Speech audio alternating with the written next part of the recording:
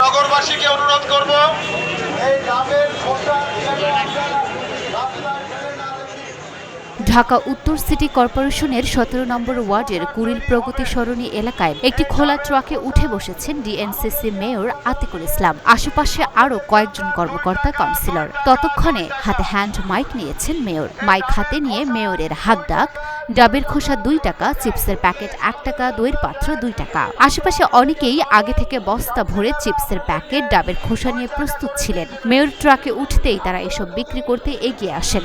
এই যে নগরবাসীকে এই যে দইয়ের বাটি আমাদেরকে দিন, কাউন্সিলর আপনাদেরকে ২ টাকা ২ টাকা ২ টাকা ২ টাকা, দইয়ের বাটি ২ টাকা ২ টাকা ২ টাকা।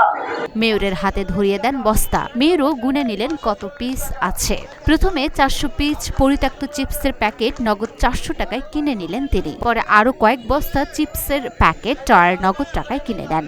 জানা গেছে, ডেঙ্গু নিয়ন্ত্রণে শহর জুড়ে যত্রতত্র ছড়িয়ে ছিটিয়ে থাকা অ্যাডিস মশার প্রজনন স্থল এবং পরিবেশের জন্য হুমকি স্বরূপ পরিত্যক্ত পলিথিন, চিপসের প্যাকেট, আইসক্রিমের কাপ, ডাবের খোসা, অব্যবহৃত টায়ার, কমোড ও অন্যান্য পরিত্যক্ত দ্রব্যাদি সাধারণ মানুষের কাছ থেকে কিনে নেয়ার উদ্যোগ নিয়েছে ঢাকা উত্তর সিটি কর্পোরেশন। এডিসের লার্ভা দিয়ে আমাদের ডেঙ্গু হবে। কাজে ডেঙ্গুর জন্য চিপসের প্যাকেট আপনারা যদি জমা দেন ১ টাকা ১ টাকা ১ টাকা, দইয়ের বাটি ২ টাকা ২ টাকা ২ টাকা।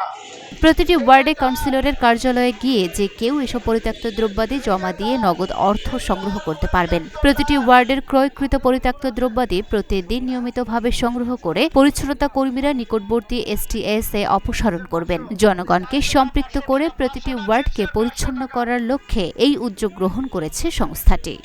আমাদেরকে পরিত্যক্ত টায়ার কাউন্সিলর অফিসে জমা দিন ৫০ টাকা ৫০ টাকা ৫০ টাকা। একটি টায়ারের জন্য ৫০ টাকা। আপনারা আমাদেরকে জমা দিন। লুনা আফরোজ, নিপা, ঢাকা পোস্ট। পানি যে জমে থাকে এর থেকে যে এডিস মশা হবে, এডিস মশা হলো আমাদের